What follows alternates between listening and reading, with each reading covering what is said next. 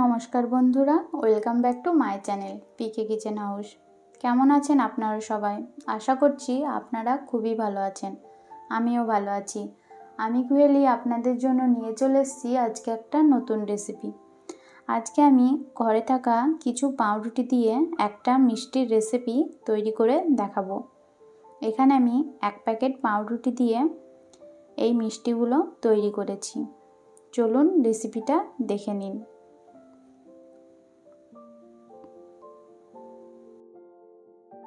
প্রথমে এখানে আমি চিনির সেরাটা তৈরি করে নেব। তার জন্য এখানে আমি 2 বাটি জল দিয়ে দেব, আর 2 বাটি জলের জন্য পুরোপুরি 1 বাটি চিনি দেব, আর দেব 2টো এলাচ দিয়ে এই সেরাটাকে ভালোভাবে তৈরি করে নেব। এবার এদিকে আমি পাউরুটি নিয়ে নিয়েছি। এখানে আমি একটা লাভ শেপ নিয়েছি। এই দিয়ে পাউরুটিগুলো ভালোভাবে কেটে নেব। আপনাদের কাছে এরকম শেপ যদি না থাকে তাহলে আপনারা পাউরুটিগুলো চারকোনাভাবেও কেটে মিষ্টিটা তৈরি করতে পারেন। এখানে আমার একটা পাউরুটি থেকে 2টো এরকম শেপ কাটা হচ্ছে। এখানে আমি সবগুলো এরকমভাবে কেটে নিয়েছি। এদিকে আমার সেরাটাও খুব ভালোভাবে ফুটে এসেছে।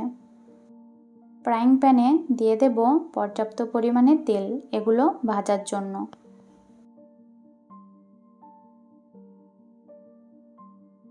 এদিকে আমার চিনির সেরাটা একেবারে রেডি হয়ে গেছে।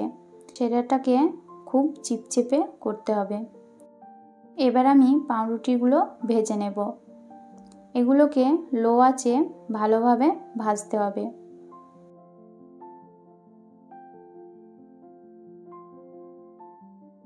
এগুলোকে আমি উল্টে পাল্টে খুব ভালো করে ভেজে নেব।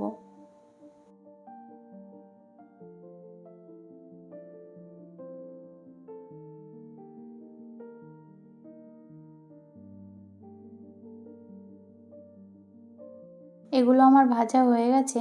এবার এগুলোকে তুলে সাইডে একটা পাত্রে তেলটা ঝরাতে দেব।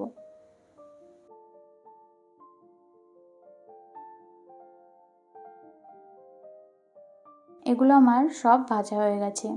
এবার এগুলোকে আমি চিনির সেরাতে দিয়ে দেব।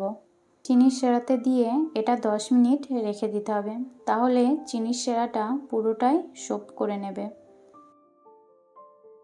এবার এগুলোকে একটা একটা করে আমি প্লেটে তুলে নেব, আর ওপর দিয়ে আমি ক্ষীর লাগিয়ে দেব। এই ক্ষীরটা আমি বাড়িতেই তৈরি করেছি। এটাকে খুব ভালোভাবে ওপর দিয়ে লাগিয়ে দেব। এটাতে আপনারা যত বেশি ক্ষীর দিতে পারবেন মিষ্টিগুলো খেতে ততই সুন্দর হবে।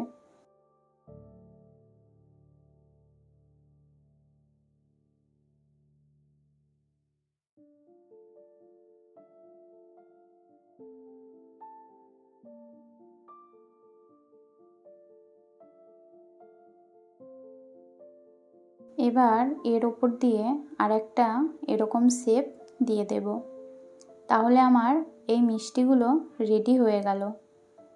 বাড়িতে অতিথি আসলে খুব সহজেই এই মিষ্টিগুলো তাড়াতাড়ি রেডি হয়ে যায়। বন্ধুরা, রেসিপিটি কেমন লাগলো আমাকে নিচে কমেন্ট বক্সে অবশ্যই কমেন্ট করে জানাবেন। রেসিপিটি যদি ভালো লেগে থাকে একটা লাইক আর একটা শেয়ার করে দেওয়ার অনুরোধ রইল। বন্ধুরা, আপনারা যদি ইউটিউব থেকে আমার চ্যানেলটি দেখে থাকেন তাহলে প্লিজ চ্যানেলটিকে সাবস্ক্রাইব করে দেবেন, আর পাশে থাকা বেল আইকনটি অবশ্যই ক্লিক করে দেবেন আমার পরবর্তী ভিডিওর নোটিফিকেশান সবার আগে পাওয়ার জন্য। আর ফেসবুক থেকে দেখে থাকলে অবশ্যই ফলো করে দেবেন। ধন্যবাদ শেষ পর্যন্ত আমার সাথে থাকার জন্য। ফিরে আসছি আর একটা নতুন রেসিপির সাথে। ততক্ষণ সুস্থ থাকবেন, ভালো থাকবেন, নিজের খেয়াল রাখবেন। এখন আসি, টাটা।